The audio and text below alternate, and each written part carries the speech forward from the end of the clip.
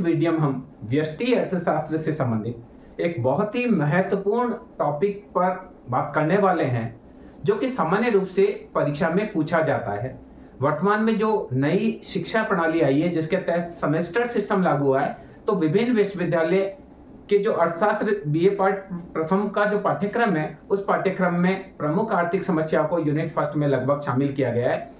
हमने इस बारे में पहले चर्चा की थी कि अर्थव्यवस्था कौन कौन सी आर्थिक प्रणालियां होती है, जिसमें हमने डिस्कस किया था कि पूंजीवादी अर्थव्यवस्था होती है, एक समाजवादी अर्थव्यवस्था होती है, एक मिश्रित अर्थव्यवस्था होती है, फिर नियोजित अर्थव्यवस्था होती है और साम्यवादी अर्थव्यवस्था होती है। दूसरे वीडियो में हमने यह भी डिस्कस किया था कि आर्थिक समस्याएं उत्पन्न क्यों होती है। उसका मुख्य कारण है कि आवश्यकताएं अनंत होती है और उन आवश्यकताओं को पूरा करने के लिए साधन सीमित मात्रा में होते हैं और साधनों के वैकल्पिक प्रयोग होते हैं, जिस कारण से आर्थिक समस्याएं होती है।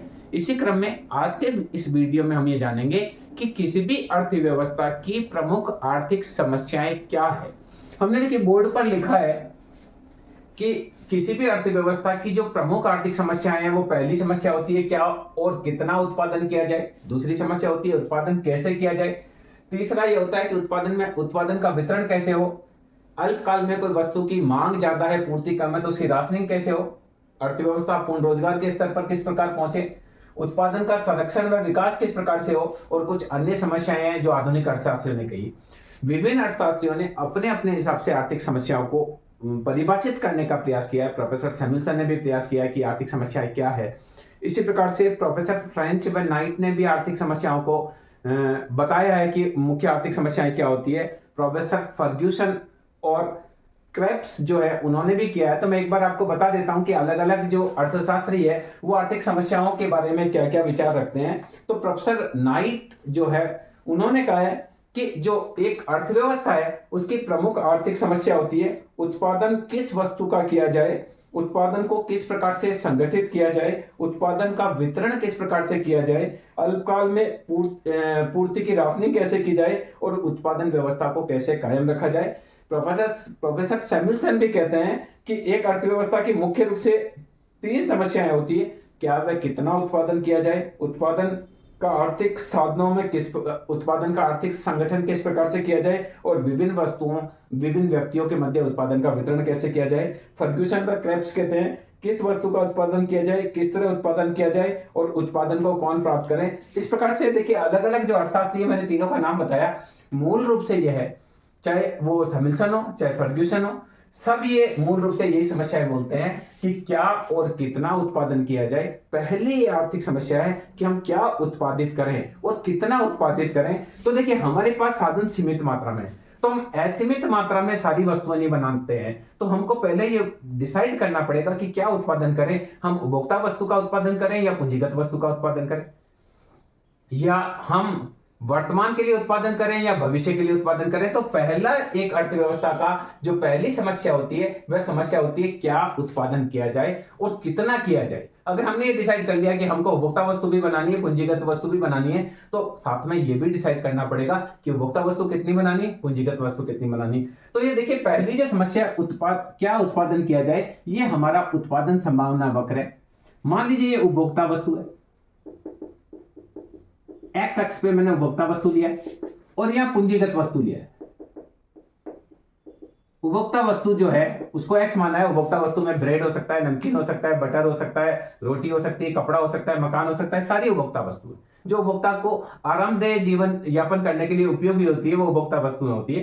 पूंजीगत वस्तु में सैनिक साज सामान हो सकता है, washing machine, fridge, TV, AC, car, ये सारी की सारी पूंजीगत वस्तु है। हम ये कह सकते हैं कि पूंजीगत वस्तु वह वस्तु है जैसे फ्यूचर में और उत्पादन हो सकता है। जैसे कोई मशीनें बनाई जाए तो वो पूंजीगत वस्तु है, कोई कार टैक्सी के लिए खरीदी जाए तो वो पूंजीगत वस्तु है, एक मकान किराए के लिए कोई व्यक्ति बना रहा है तो पूंजीगत वस्तु है। तो सबसे पहले हमारे पास साधन सीमित है, आवश्यकताएं अनंत है। तो पहले ये डिसाइड करना पड़ता है कि हम क्या बनाएं। हम पूरी जितना भी हमारे पास साधन है, जितना भी देश में श्रम, पूंजी, उत्पादन के 5 साधन है, भूमि, पूंजी, श्रम, प्रबंध और सांस, अगर हम सारे का सारा उपभोक्ता वस्तु पर लगाए तो मान लीजिए ओए उपभोक्ता वस्तु बन सकती है। और जितना भी हमारे देश में उत्पादन के साधन, भूमि, पूंजी, श्रम, प्रबंध और साहस है, सारा पूंजीगत वस्तु में बनाने में लगाएं तो वो भी उत्पादन हो सकता है। तो ये मैक्सिमम है कि सारा साधन हम अगर उपभोक्ता वस्तु शून्य बनावें तो सारा का सारा अगर पूंजीगत वस्तु बनाए तो वो भी पूंजीगत वस्तु बन सकती है, और सारा जितना भी साधन है अगर उपभोक्ता वस्तु पे बनावे, पूंजीगत वस्तु नहीं बनावे तो वो ये बन सकती है। तो हमको डिसाइड करना पड़ेगा कि हम पूंजीगत वस्तु बनाए या उपभोक्ता वस्तु बनाए, और बनाए तो कितनी बनाए। अगर आपने ये डिसाइड कर लिया कि आपको दोनों बनानी है तो कितनी बनाए। तो यहाँ देखिए, अगर मान लीजिए सी बिंदु है, सी बिंदु पर पूंजीगत वस्तु ज्यादा बनती है, उपभोक्ता वस्तु कम बनती है। देखिए यहाँ पूंजीगत वस्तु बन रही है OK2 और पूंजी उपभोक्ता वस्तु बन रही है OC1। और अगर डी बिंदु पर संतुलन है तो उपभोक्ता वस्तु ज्यादा बन रही है, पूंजीगत वस्तु कम बनेगी, क्योंकि साधन सीमित मात्रा में है। तो ये डिसाइड करना पड़ेगा। यहाँ उत्पादन संभावना वक्र है वो ABCD से शो किया गया है।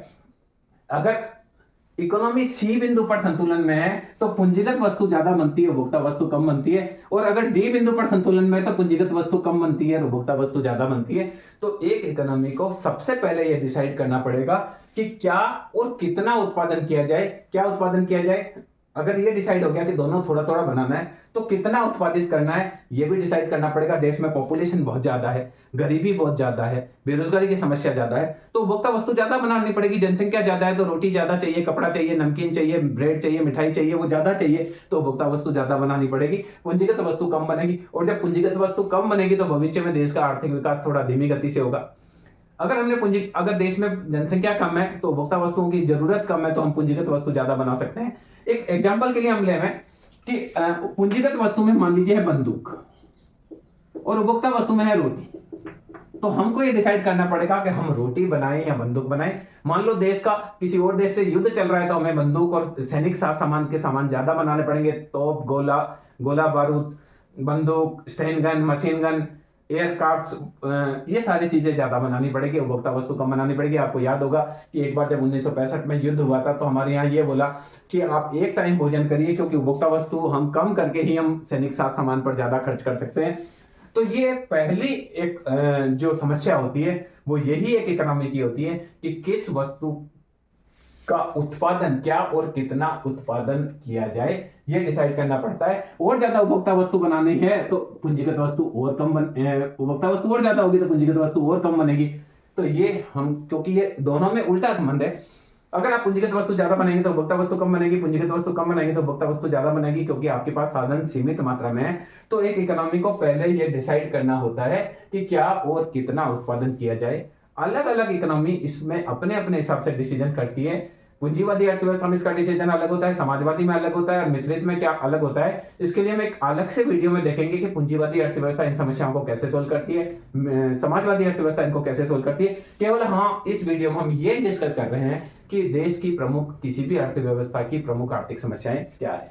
दूसरी समस्या है उत्पादन कैसे किया जाए, उत्पादन का संगठन कैसे हो, किस प्रकार से उत्पादन किया जाए कि न्यूनतम लागत पर उत्पादन किया जा सके। यानी उत्पादन का संगठन है, उत्पादन के जो साधन है उसमें भूमि चाहिए, पूंजी चाहिए, श्रम चाहिए, प्रबंध चाहिए, साथ चाहिए। भूमि को हम लगान देते हैं, पूंजी को हम ब्याज देते हैं, श्रम को हम मजदूरी देते हैं, प्रबंधक को हम वेतन देते हैं और साहसी को लाभ देते हैं।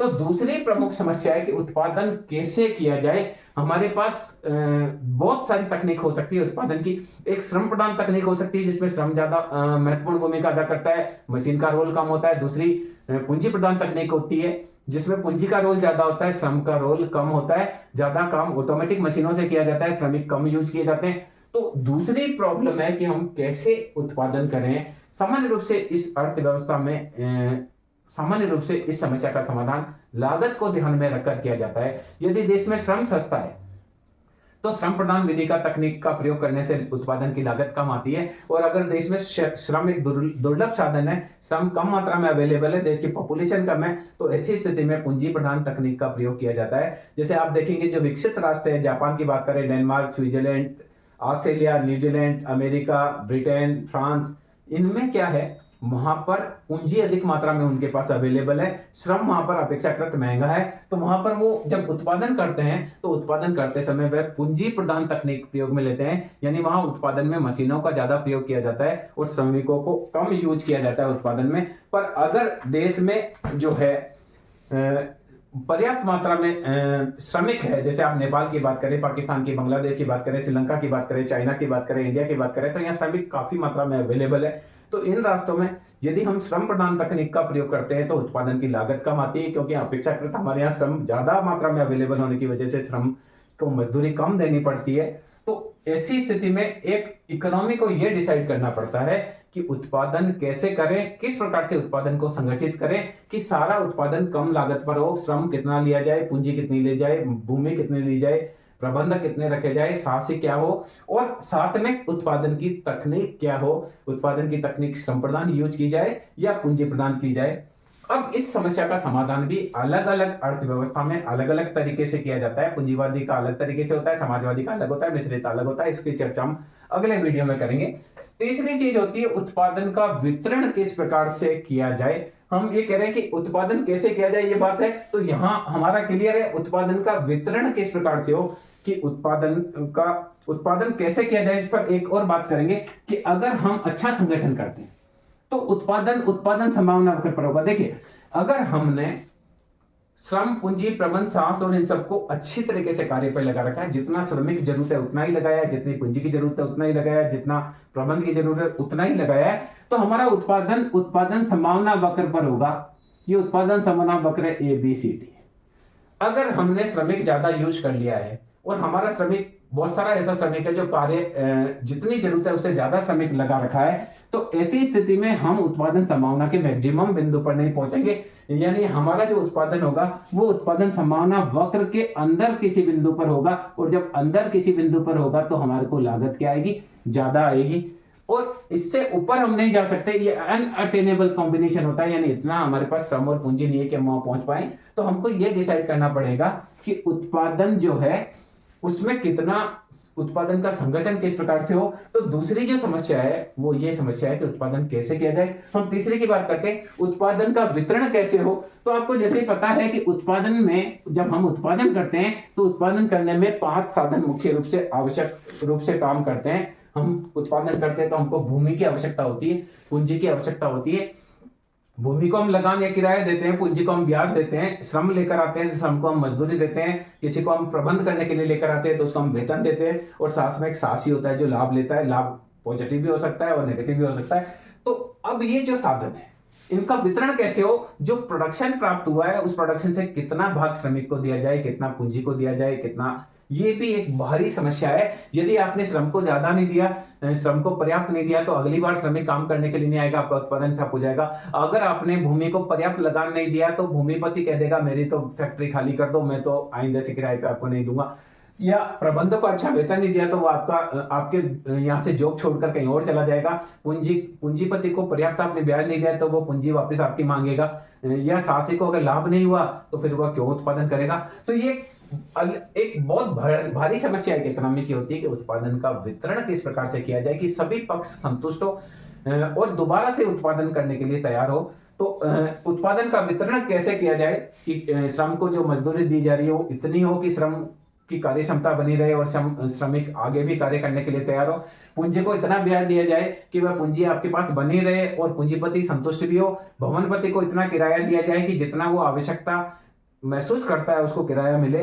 तो ये एक इकोनॉमी की एक अलग समस्या है कि उत्पादन का वितरण किस प्रकार से किया जाए कि सभी पक्ष संतुष्ट हो, भूमिपति भी संतुष्ट हो, पूंजीपति भी संतुष्ट हो, श्रमिक भी संतुष्ट हो, प्रबंधक भी संतुष्ट हो और साहसी भी अपने लाभ से संतुष्ट हो। ये एक प्रमुख समस्या है।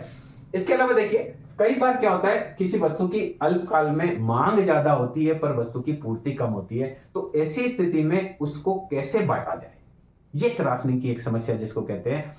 किस प्रकार से अगर किसी वस्तु की जितनी डिमांड है उतनी अवेलेबल नहीं है तो किस प्रकार से इकोनॉमी में सबको बांटा जाए। अलग अलग आय के स्तर के हिसाब से उसकी कीमत रखी जा सकती है। धनिकों के लिए उसकी कीमत ज्यादा रख सकते हैं, मध्यम क्लास वालों के लिए उनकी थोड़ी कीमत कम रख सकते हैं और पुअर क्लास के लिए और कीमत उसकी कम रखी जा सकती है ताकि सभी को उस वस्तु को मिल जाए। जैसे हमारे घर में कोई चीज कम आती है तो हम राशनिंग करते हैं, सबको बराबर बांट देते हैं। उसी प्रकार से यदि कोई वस्तु की डिमांड ज्यादा है इकोनॉमी में और सप्लाई कम है, प्रोडक्शन कम है, तो अल्पकाल में उसकी राशनिंग किस प्रकार से की जाए, ये भी एक इकोनॉमी की समस्या होती है कि कैसे उसको बांटा जाए कि सभी को पर्याप्त मात्रा में मिल जाए। हमारे यहाँ रसोई गैस का सिलेंडर, अगर रसोई गैस का उत्पादन कम होता है तो हम ये राशनिंग कर देते हैं कि महीने में एक ही सिलेंडर सबको मिलेगा। या कोई चीज जो है उसका डिमांड ज्यादा है और सप्लाई कम है, तो ऐसी स्थिति में क्या करते हैं, उस वस्तु उसकी राशनिंग कर देते हैं ताकि सबको थोड़ी थोड़ी मात्रा में वह अवेलेबल हो जाए। तो ये एक नई समस्या है जिसे बोलते हैं राशनिंग। दो चीज प्रचलित है, यदि कोई वस्तु का उत्पादन डिमांड से कम है तो सरकार या अर्थव्यवस्था क्या करे कि सबको थोड़ी थोड़ी अवेलेबल हो जाए। इस पर एक अर्थव्यवस्था विचार कर सकती है। और दूसरी चीज ये है कि दी हुई समस्त पूर्ति को का विभिन्न टाइम में इस प्रकार से उसको विभाजित करें कि धीरे धीरे सबको वह अवेलेबल हो जाए। तो ये दो तरीके हैं जिसके माध्यम से राशनिंग कर सकते हैं। इसके अलावा देखिए, एक अर्थव्यवस्था की अगली जो समस्या होती है कि पूर्ण रोजगार किस प्रकार से प्राप्त किया जाए। यदि अर्थव्यवस्था जो है अल्प रोजगार की स्थिति में होती है तो देखिए ये उत्पादन संभावना वक्र अर्थव्यवस्था प्राप्त कर सकती है। मान लीजिए हमारे पास जितने भी साधन अवेलेबल है, देश में जितने भी उत्पादन के साधन है, भूमि, पूंजी, श्रम, प्रबंध और सास, उससे हम ओए और ओबी उपभोक्ता वस्तु, ये कंज्यूमर गुड्स और हम पूंजीगत वस्तु बना सकते हैं। पर यदि साधन हमारा पूरा काम में नहीं आ सकता है, यानी हमारा श्रमिक बेरोजगार है, हमारी कुछ भूमि व्यर्थ पड़ी है, हमारे पास जो पूंजी है वो बैंक में, लोगों के लोकर में ऐसे ही है, तो हम उत्पादन संभावना वक्र जहां प्राप्त नहीं करते नीचे जा सकते हैं, यानी अल्प रोजगार संतुलन है तो हमारा उत्पादन संभावना वक्र ए डैश बी डैश होगा। और देश में पूर्ण रोजगार की स्थिति है तो हमारा उत्पादन संभावना वक्र ए बी पर होगा।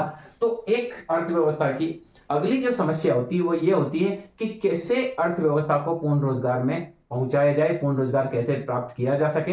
हर अर्थव्यवस्था में सरकार का ये प्रयास रहता है कि लोगों को कैसे न कैसे काम कराया जाए, प्रशिक्षण दिया जाए और लोग ज्यादा से ज्यादा काम करें, ताकि लोग ज्यादा उत्पादन करेंगे तो देश का कुल उत्पादन बढ़ेगा, लोगों की आय बढ़ेगी तो देश की राष्ट्रीय आय बढ़ेगी, और लोगों का व्यय बढ़ेगा तो देश का कुल व्यय बढ़ेगा और अर्थव्यवस्था प्रगतिशील होगी।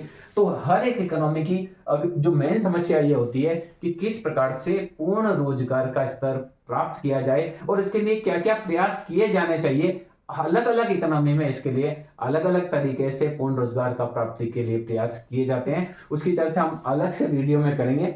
इसके अलावा देखिए अगली उत्पादन का संरक्षण कैसे हो, यानी जो उत्पादन का स्तर हमने प्राप्त कर लिया है उसको कैसे बनाए रखें। यह भी एक समस्या है कि आपने जो गति प्राप्त कर ली उत्पादन की, जो मान लीजिए आपकी ग्रोथ रेट है, ग्रोथ रेट 5% हो गई, तो उस 5% को कैसे बनाया रखा जा सके, उससे नीचे नहीं आए इकोनॉमी, उसके लिए क्या प्रयास किए जाने चाहिए। और साथ में भविष्य में 5% की जगह उसको 7% करने के लिए क्या प्रयास किए जा सकते हैं, उस पर भी हमको विचार करना होता है। तो एक इकोनॉमी की अगली जो समस्या है कि उत्पादन का संरक्षण किस प्रकार से हो और भविष्य में वो कैसे आगे बढ़ा जाए। मान लीजिए अभी अर्थव्यवस्था है, उनका उत्पादन स्तर ए बी है, यानी हमारा उत्पादन संभावना वक्र ए बी है और अर्थव्यवस्था ए बी पर गतिशील है। तो एक इकोनॉमी को यह भी देखना होगा कि ये उत्पादन का जो ग्रोथ है वो ग्रोथ ए बी से नीचे नहीं आए, यानी उत्पादन संभावना वक्र नीचे की ओर नहीं आए। क्या करना चाहिए? कई बार हम क्या कहते हैं कि ऋणात्मक ग्रोथ हो जाती है। अभी कोविड-19 आया था तो एग्रीकल्चर में हमारी ऋणात्मक ग्रोथ हो गई, इंडस्ट्रियल सेक्टर में ग्रोथ नीचे आ गई। तो एक इकोनॉमी का यह भी प्रयास रहता है कि पहली चीज तो जो स्तर हमने प्राप्त कर लिया उस स्तर को कैसे बनाए रखें, यानी उसका संरक्षण कैसे करें कि वह उतना स्तर बना रहे, और दूसरा फ्यूचर में कैसे और उसमें हम प्रगति करें कि हमारा उत्पादन संभावना वक्र मान लीजिए 2015 में ये था तो हमारा यह प्रयास रहेगा कि 2020 में और ऊपर हो, और हमारा ये प्रयास रहेगा कि 2025 में और भी उत्पादन संभावना वक्र ऊपर रहे। यह भी एक इकोनॉमी की समस्या होती है कि फ्यूचर में किस प्रकार से अर्थव्यवस्था को गतिशील रखा जा सके, उसके लिए भी एक इकोनॉमी को प्रयास करने पड़ते हैं। इसके अलावा कुछ अन्य समस्याएं भी कुछ इकोनॉमिस्ट ने कही है। वो पहली समस्या आर्थिक स्थिरता, क्योंकि अर्थव्यवस्था जो होती है वो क्या करती है, अर्थव्यवस्था में या तो मुद्रास्फीति होती है या मंदी की स्थिति होती है। यदि किसी समय में जितनी वस्तु और सेवाओं का उत्पादन होता है उसकी तुलना में मुद्रा की पूर्ति ज्यादा हो जाती है तो वस्तु और सेवाओं की कीमतें बढ़ जाती है और मुद्रा का मूल्य गिर जाता है। तो ऐसी स्थिति में वस्तु और सेवाओं की कीमतें बढ़ने से लोगों का जीवन स्तर नीचे की ओर चले जाता है, तो वो भी एक समस्या है। या किसी समय में वस्तु और सेवाओं का उत्पादन ज्यादा हो जाता है, जिस मात्रा में मुद्रा जारी होती है उससे वस्तु और सेवाओं का उत्पादन ज्यादा होता है तो कीमतें गिरने लगती है, तो अर्थव्यवस्था मंदी की चंगुल में आ जाती है। जब एक बार कीमतें गिरती है, कीमतें गिरने से लाभ गिरते हैं तो उत्पादन गिरता है, उत्पादन गिरता है तो लोगों का रोजगार छिनता है, रोजगार छिनता है तो उनकी मांग कम होती है, मांग कम होती है तो और कीमतें कम होती है और अर्थव्यवस्था मंदी के दुष्चक्र में फंस जाती है। तो एक इकोनॉमी की ये भी एक समस्या हम कह सकते हैं कि कैसे कीमत में स्थिरता रखी जाए, न तो अर्थव्यवस्था में मुद्रास्फीति की समस्या हो, न ही मुद्रा संकुचन की समस्या हो। और इसके अलावा उपभोग, उत्पादन और वितरण में किस प्रकार से कुशलता प्राप्त की जाए कि उपभोग का भी अधिकतम स्तर प्राप्त किया जा सके, उत्पादन का भी अधिकतम स्तर प्राप्त किया जा सके और वितरण इतना कुशलता से हो कि किसी भी प्रकार का वितरण में कोई विभेद न हो। वितरण में जो भी साधन है उत्पादन के, भूमि, पूंजी, श्रम, प्रबंध, सब संतुष्ट हो। तो ये मूल रूप से कोई भी समस्या, आर्थिक समस्या हो, कोई भी अर्थव्यवस्था हो, चाहे वह पूंजीवादी अर्थव्यवस्था हो, चाहे वह समाजवादी अर्थव्यवस्था हो, चाहे वह मिश्रित या नियोजित और साम्यवादी अर्थव्यवस्था हो, हर एक अर्थव्यवस्था की जो आधारभूत समस्याएं होती है वो 6 आधारभूत समस्या होती है। पहली समस्या होती है क्या उत्पादन करें और कितना उत्पादन करें। आपको भी देखिए, आपके पास तनख्वाह कम है तो आपको डिसाइड करना पड़ता है कि क्या खरीदें क्या नहीं खरीदें। वैसे ही एक इकोनॉमी में भी ये डिसाइड करना पड़ता है कि क्या उत्पादन करें और कितना उत्पादन करें। ये चयन की समस्या एक आधारभूत समस्या है। जिसके पास करोड़पति अरबपति है उसको भी चयन करना पड़ता है कि मैं टेलीकॉम सेक्टर में जा रहा हूं तो ऑयल सेक्टर में नहीं जा सकता, या मैं ऑयल सेक्टर में जा रहा हूं तो मुझे कौन सा सेक्टर छोड़ना पड़ेगा। तो उसको चयन करना पड़ता है कि मैं किस सेक्टर में जाऊं, क्या उत्पादन करें और कितना उत्पादन करें। यह भी डिसाइड करना पड़ता है कि दोनों सेक्टर में जाना है तो कितना कितना पैसा इन्वेस्टमेंट करना है। दूसरी चीज, उत्पादन कैसे किया जाए। उत्पादन की कई प्रकार की विधियां होती है, श्रम प्रदान विधि भी होती है, पूंजी प्रदान भी होती है। तो उत्पादन को कैसे किया जाए, श्रम प्रदान विधि से किया जाए या पूंजी प्रदान विधि से किया जाए, और किस विधि से उत्पादन किया जाए कि देश का कल्याण हो और लागत कम आए और विदेशी माल की तुलना में और विदेशी माल के कंपटीशन में हमारा माल टिक पाए। तीसरा, उत्पादन का वितरण किस प्रकार से हो। उत्पादन के जो साधन है उनमें उस उत्पादन के पैसे को कैसे बांटा जाए कि सारे साधन संतुष्ट हो। इसके अलावा अल्पकाल में कोई वस्तु की मांग ज्यादा है और पूर्ति कम है तो कैसे उसका मैनेजमेंट किया जाए कि सबको थोड़ा थोड़ा अवेलेबल हो जाए।